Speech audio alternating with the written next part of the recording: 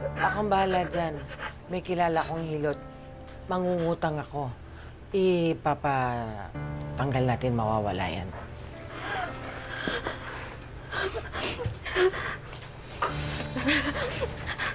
Ay, bata pa po ako. Pero alam ko ning tama at mali. Kaya niyo gawin yun, Nay? Sa anak ko na magiging apo niyo rin? Hindi pa naman tao yan. Dugo pa lang yan. Pwede pang mawala yan. Ipapahilot natin. Huwag ka mag-alala. Akong bahala sa'yo.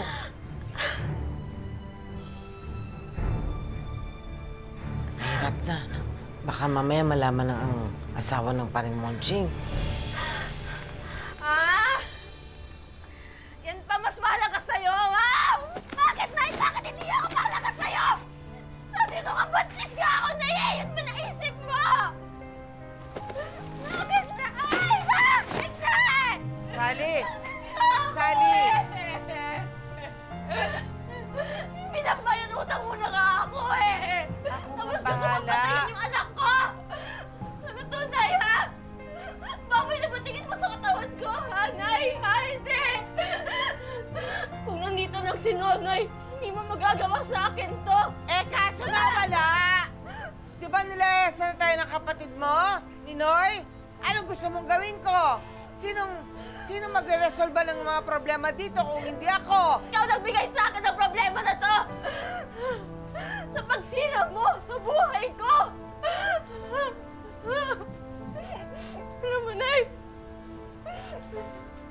sarili mo lang iniisip mo, Nay! Sarili mo lang! Sana makulong ka na lang! Sana pinabayaan na lang kita makulong! Sally! Sally! Sally! Gusto niya pong ipalaglang Tita Mel. Ginawa mo ba yun?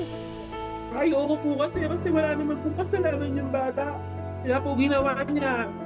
Pinasama niya po ako dun sa lalaki.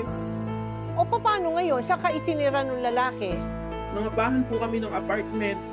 Yung sustentong binibigay niya po sa akin, sa mama ko po dumidiretso. Naku! Shelly. Hi! Amiss kita. Amiss kita. Ano ba yan? Aga-aga, may alak ka na agad.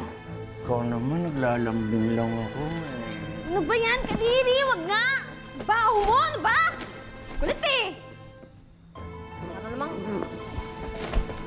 Binabastos mo ako? Ano ba? Buntis ako! Pag sinabi kong sumunod ka, sumunod ka!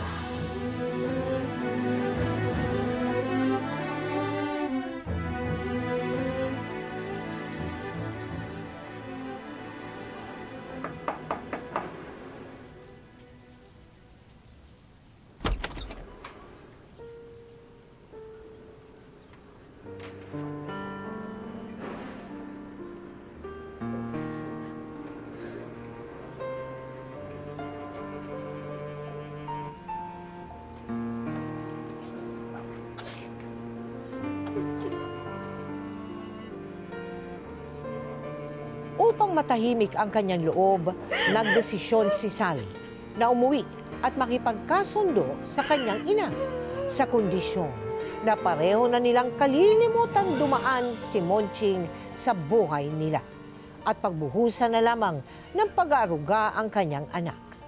Pero... Salamat, Tandeng. Kaya nga kita pinatawag para malaman mo na nandito siya.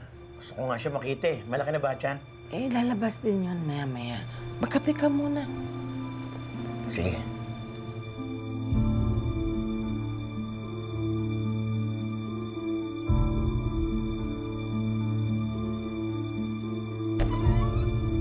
Sally. Nay! Di ba sabi ko sa'yo ayoko makita ng lalaking yan, ha? Nangako ka, Nay! Sabi ko wala na siya kinalaman sa atin, o sa akin, o sa anak ko! Di ba yun yung usapan natin, Nay? So anong ginagawa ng lalaki yan dito? Iniisip ko kasi yung kinabukasan ng anak mo. Paano mo mapapalaki yan kung wala si Paring Monching? Ikaw yung may gustong makasama yung lalaking yan! Di sana, ikaw na lang pabuntis, di ba? Talibang na naman dyan eh! Bastos ka? Wala kang respeto. Eh ako na nga ang gumagawa ng paraan para mabuhay mo ang anak mo. Eh sino ba makakatulong sa atin kung hindi si Paring Monching? Kung bastos ako, ikaw baboy ka! Baboy ka! Ha? Ang kapal na mukha mong humingi ng respeto! Sarili mo kang anak, pinabayad utang mo eh! Napaka walang kwenta mong ina! At kayong dalawa, mga baboy kayo!